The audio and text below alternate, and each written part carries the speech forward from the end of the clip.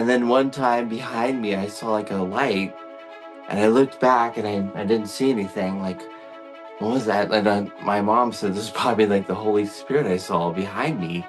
And I think I couldn't, I guess it must be what it was. I don't know. So that might have been part of it. Like, plus it was just this inner drive to finish it. I know I could, and I'm glad I did. Hello, everyone. Welcome to the Author Spotlight brought to you by Apex Media Global. I'm your host, Monica, and I'm glad to be back with our guest today. He turned his childhood game into a universe page in a tangible book. It's amazing, and I can't wait to get to know him and to just pick his brain on his creativity. And he's a lifelong dreamer, a father of three very, very sweet children. And I just can't wait. I'm excited. Welcome to the show, Scott Rivera. Hello. Hi, nice meeting you, and nice meeting your audience too. Oh, I'm so excited. I'm not gonna lie. I was going through your website, I was going through your book, your videos, and I just felt this childlike sense of wonder. And again, I'm just really excited to have this conversation with you. Thank you again so much for joining me, No problem. Scott. Yeah, Thanks. so I did a little snooping, right? So I checked some of your videos and you mentioned that your book, The Game, right, Mhm. is has a lot of, in your words, preposterous elements. It's spiritual, magical, imaginative. Tell me what preposterous means and why is it so preposterous in your words? I guess some of the possibly the scientific parts of it would be considered somewhat preposterous in that way, and then the fact that it's a childhood game that Yeah. is had been turned into a book. I don't know how many other people have done such thing, maybe lots. And I would say that that's the primary thing about that. The scientific aspects would be somewhat absurd, but there is a rudimentary basis behind them. Um, so you mentioned, right, that your book is inspired by this childhood game that you used to play with your cousins and your brothers. So what do you remember most vividly about those times? I remember when we used to watch some movies, like, like give some like Star Wars and a bunch of other movies about that time, imagining playing the game and flying our spaceships through in the house and pretending holding spaceships and flying around, pretending like we're really in the movie.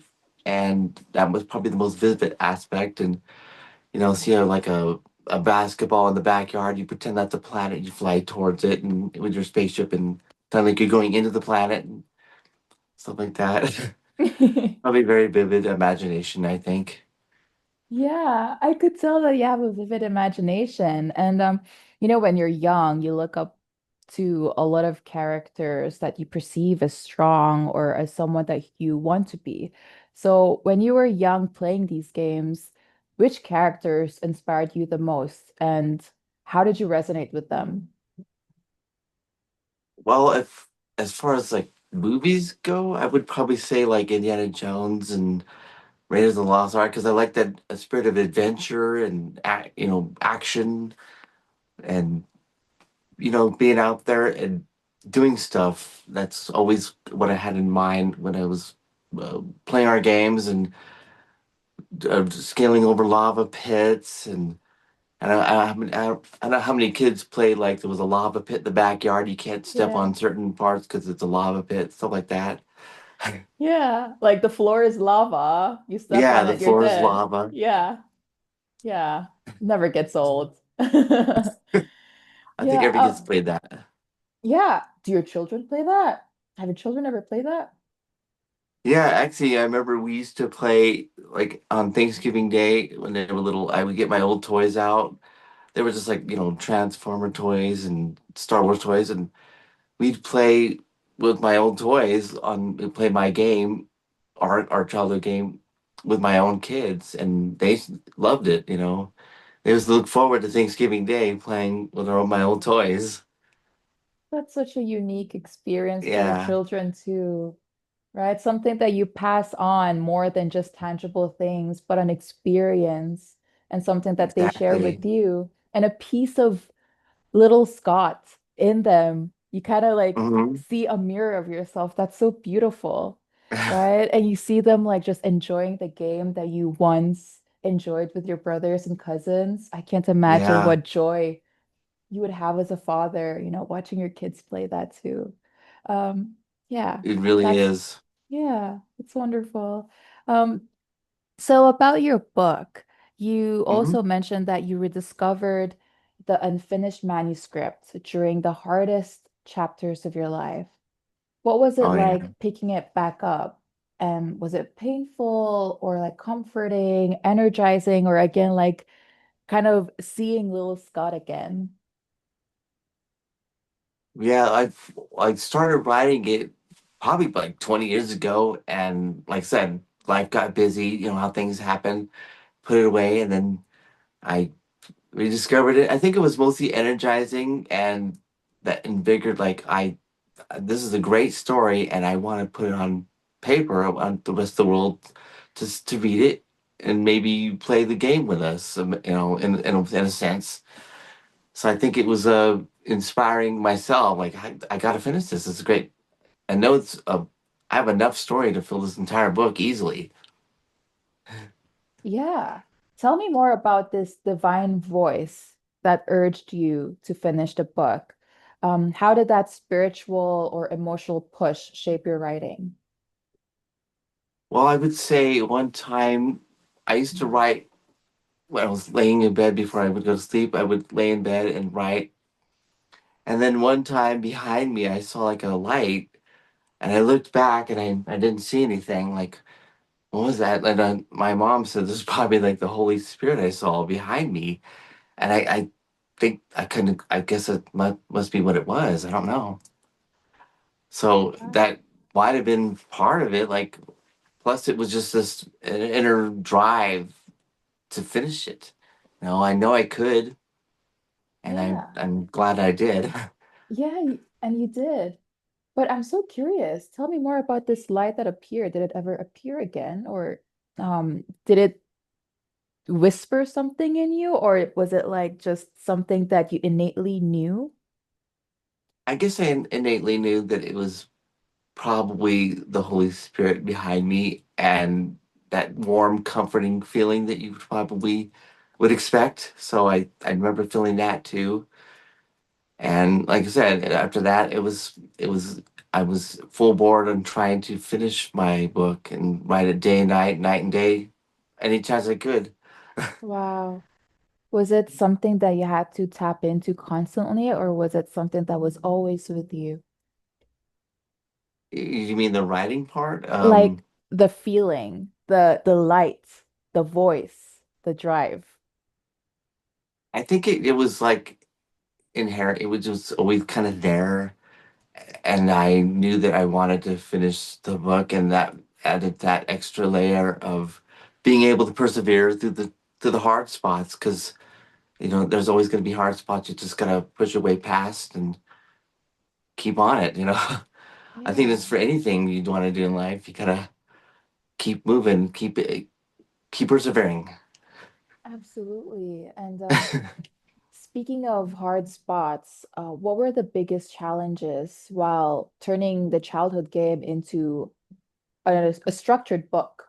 Did you ever feel stuck at all? Surprisingly, it was very little. There would be some times every so often where I would have a spot because it was like each time we would play, it would be like a certain thing I remember from that time, and then in other times it would be like I remember something from here. So I had to kind of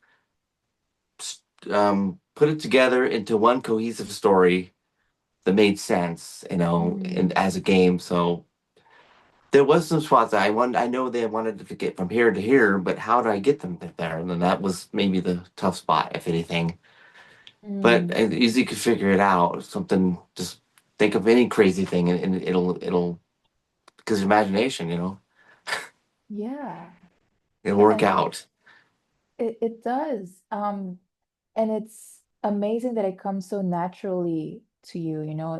There are a lot of creatives in the world, but it's hard to pin down that creativity into something so tangible and structured. And yet you did it and you persevered.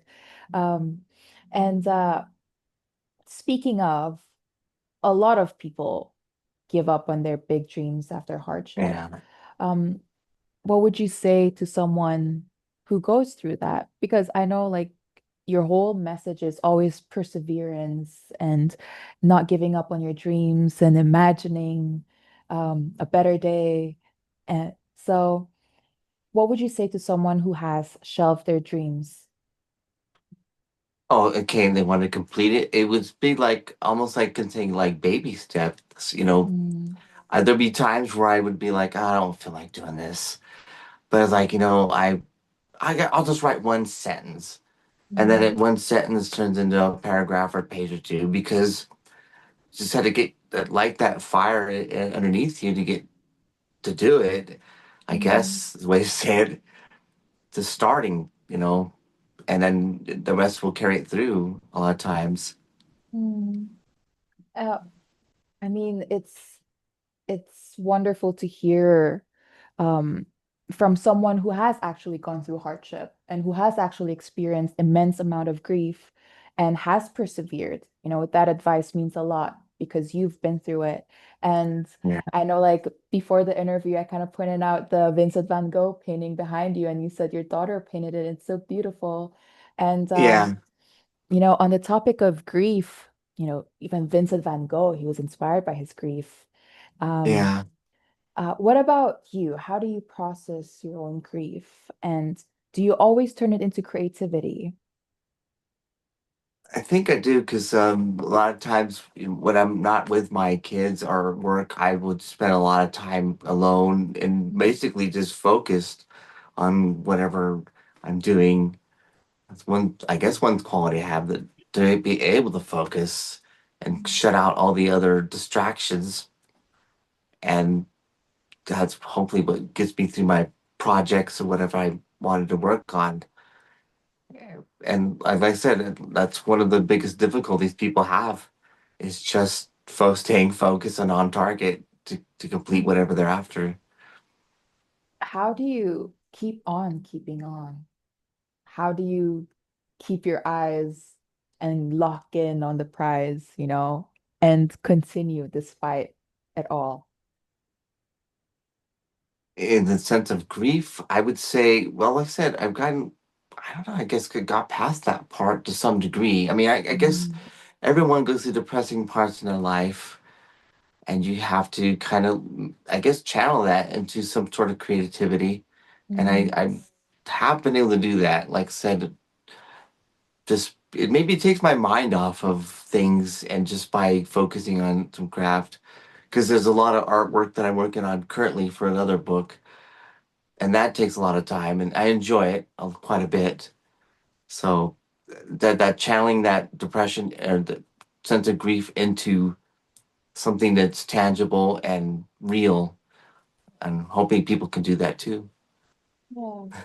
Another book. I'm gonna get back to that. I'm gonna get back to Mhm. another book, but I really wanted to unpack just your process because again, like I can't count the amount of times that I said amazing and wonderful and beautiful, but I can't think of any other ways to describe just your whole process and experience. And I always, always, always appreciate people who have or who never let go of their childlike wonder and who, despite becoming adults and growing up, still reconnect with their inner child because I think that's the most healing experience.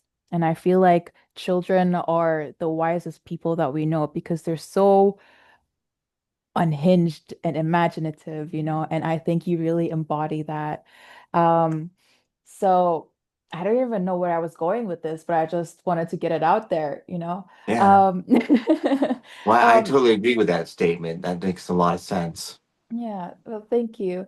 Um, Now that you're a father of three, um, how did your children react to the book and to the game? Well, they haven't really read it yet, but they were excited that I actually completed something, and Yeah. proud that I actually completed that. Because I do have an audiobook that's on Spotify, and if people don't want to read it, they can listen to. I read it myself, and it's already out there. Oh my God. That's Okay. another. Please tell us where to find it. Only on Well, right now it's Spotify. on Spotify under the same name, the Uh-huh. game Let's Play Spaceships under Scott Rivera. Okay. Wow. Oh, I'm gonna listen to it forever. Yeah, Um, yeah. So speaking of forever, you mentioned that your book took like literally a lifetime to finish. Now that it's out, how did that experience change you or shape you, and what did you learn from that experience? I guess I'll tackle the first part of that question first. So it's like, yeah, did take a lifetime because I do consider when I was playing in the backyard with my brothers and my cousin, that was the start of it, originating point, and then the whole process of like getting it published. Is that what you mean, or something like that? Sure. Because I know that it took me 20 years between because I Mm, stopped writing it for a long time and then resumed it, and then the publishing process. I think once I resumed it, it took me like 2 years of just really hardcore writing and every day and night to complete the handwritten manuscript and then type it in the Word and edit it and all this stuff. The publishing process, that's a whole nother story in itself. So I guess you could say, yeah, and if you count the next book and possibly the one after that, which is that maybe it is, yeah, a lifetime worth of the game. I hope that other people want to play it with us. oh, but it's worth it. The lifetime is absolutely worth it because it will live on. It is already living on in your children. Tell me about your next book. What can you tell me? I currently that has a title, or tentatively the game Let's Play Survive the Planet of Mutants, and Hmm. it's probably over 80% complete. The story's written, it's just some proofreading and creating all the artwork for it. That's because I have to have pictures of my book. I just have to. I don't know, maybe because that inner kid in me, I had to see things, in a picture form, like a drawing, so to speak, and the Yeah. maps and everything else that goes into it. So it's not like it could be done right, easily. And plus, I wrote it on paper first, a manuscript. I just have Wow. to. That's just me. I think some people don't use like writing on paper, but I Yeah. just had to. Like you literally write it by hand. Yeah, How do you I know it write so sounds. fast? Like your thoughts must be going like so fast and you have to like keep up with hand. That's amazing. Yeah, it's not as I don't think it's as difficult as it sounds, but maybe it is more than I think, but maybe it is. I don't know. I To me, guess it it doesn't comes seem that naturally way. to you. Yeah. I think it's just natural to you, huh? Um, Perhaps. yeah. Well, speaking of little Scott, actually, and wanting to be involved in the process, if you could tell your younger self who just came up with the game, and if you could meet him face to face right now, what would you tell him? Well, enjoy your game. It's a spectacular game that you're gonna love, and pops perhaps millions of other people will love too, and maybe they'll want to play the game with you or their childhood game that they maybe liked and grew up with. So don't give up on your childhood dreams. They might Yeah. become real. Yeah, and it certainly became real for you, and it is so well deserved. Yeah. Now, beyond your life as an author, I have noticed that you also work at a coffee shop. How is that like? Kind of like a double life, working at a coffee shop while writing an amazing book. Um, I guess I don't know how it ties in that well, but it's I work at actually a roasting plant where we roast coffee, and I run packaging equipment that Oh, so it's not necessarily that, but we do roast coffee. wow. I don't know how that relates. It's something I do and I kind of enjoy. But like I said, my right now the writing of books is currently a side job. I'd love to make it Mm. a like a on my main income. Writing books is something I'd love to do. Yeah. Um, what do you say about like people saying if you kind of do your passion full time, it kind of becomes a chore? That's very possible. I Mm. mean, I it could be that now you have to make money at this new endeavor that you don't no choice. Have to do it, and maybe it takes away from that inner pizzazz that existed before you needed it to Mm. survive. And so it's very possible. I guess, and I think that's the reality of the world. But I think in your case, because you're so connected with your inner child, I think you'll always have that inner spaz, you know? So, yeah, I think you're one of those people who doesn't have to worry about that. Um, but yeah, this is really interesting. And I do have a couple more questions for you. Sure. In each interview, I have a little segment just personalized to my guest. And I call Okay. it What Would Blank Do? Insert your name. So now I'm going to ask, What would Scott do? And I have three questions. And I'm just Okay. really curious, how would you navigate through that specific scenario? Okay.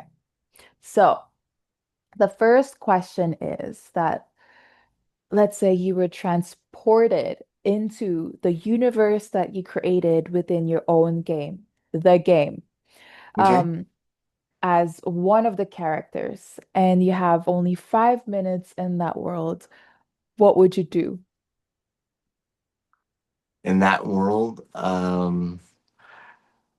well, I definitely would want to like fly around in a spaceship and go on the space highway and travel at my million times the speed of light. That would be something that would be really incredible to do and just see other worlds. That's when I look at the beauty of space and all those nebulas and dazzling colors out there. It's beautiful, and the beauty of nature is very beautiful. To see all that stuff in up close would be amazing, I think. And Yeah. as far as the game goes, to relive these characters and the moments in time where we actually were in that game playing that specific scene, whatever it was, like going under the water and or having going to the getting that bar fight on the planet and all kinds of weird things we did. Very interesting, a fantastic world to go visit. Yeah. Yeah. Um, a question came to mind. Probably not that relevant, but kind of relevant. What's your favorite planet? In my book or in real life, In real life and in your book. I would say perhaps like Venus in real life. I think it's a really Uh-huh. interesting planet. That's a kind of cool name, and there's a lot of lore around it. And then in my book, I would probably say Aqualasia is a water planet, and I remember that was a main one of the main focus of our my book Um, why is that your favorite planet? because they do a lot of exploration on that one planet, and there's a lot of interesting things that happen there, and it's described very visually to help people, the reader, envision what that place looks like. And Hmm. I think it's a really cool place to visit. What I would like to go there someday if I could. Oh, um, yeah, well, I think it would be best if we could listen to your audiobook and hear it through your voice and imagine it with you. Okay, so next question is imagine you're just walking in your neighborhood and you come across this kid who is trying to come up with his own game too, but in the middle of it, he's being teased that he's being too imaginative or being a nerdy, as if that's a bad thing. Um, what would you do?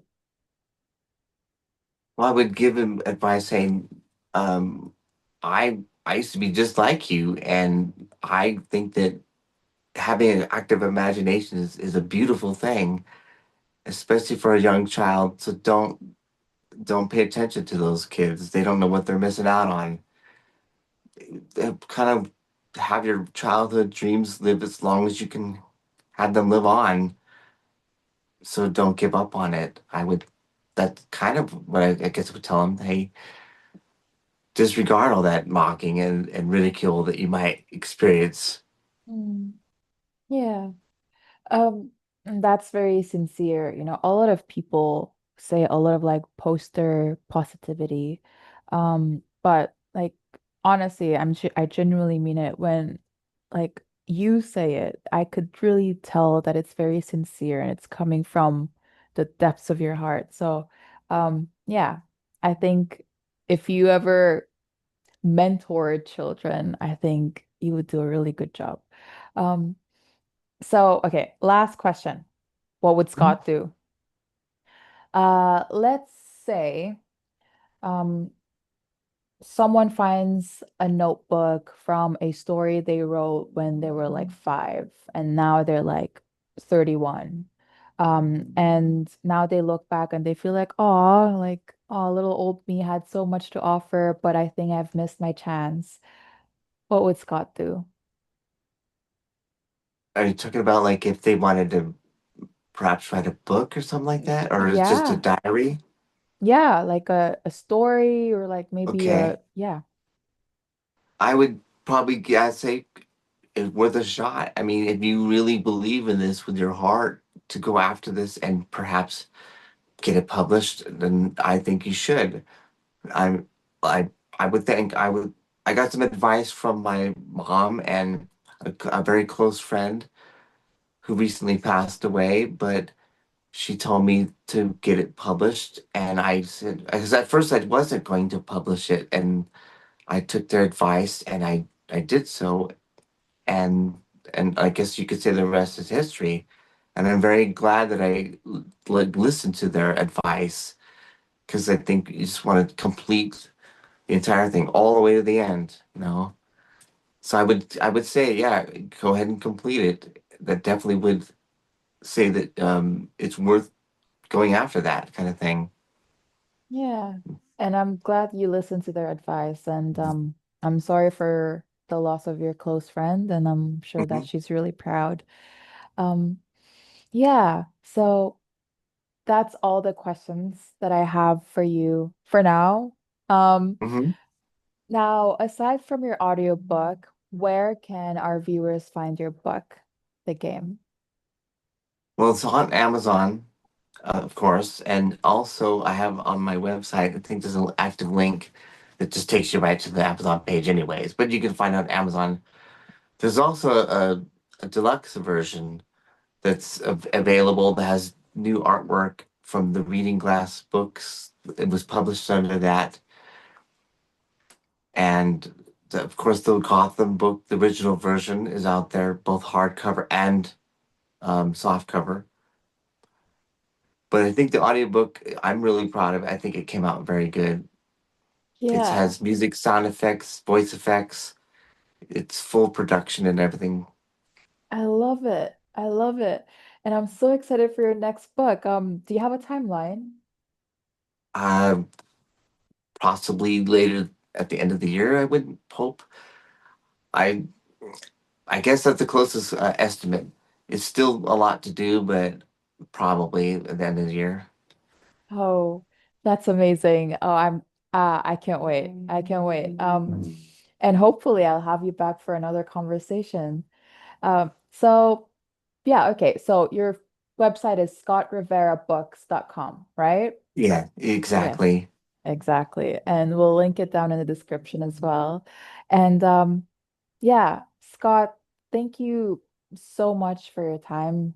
Thank you Oh, thank you for, too, Monica. yeah, thank you for your insights. And I'm sure your children are very proud of you and that you have them as, I mean, they have you as their father. And like, it's very, very rare for someone to constantly tap into their inner child. And I'm glad that you're one of those people. And I think um, every person that you talk to and every life that you touch, may it be with your words or your books, can be very healing on the other side as well. And again, I genuinely, genuinely Mhm. mean it. And it's been a pleasure and honor to speak with you and to Mhm. experience your imaginative healing energy.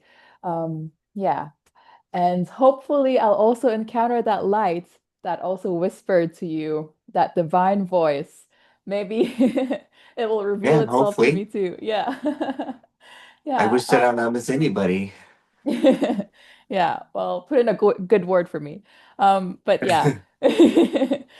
Thank you again so much, Scott, and hopefully I'll speak with you soon. And to our viewers, again, that's scottriverabooks.com. Please check him out on Spotify, Amazon, and obviously his website. We'll link it down in the description. And for more conversations like this, like the ones that I have with Scott, subscribe to our channel, and I'll see you very, very soon. And don't ever give up on your dreams.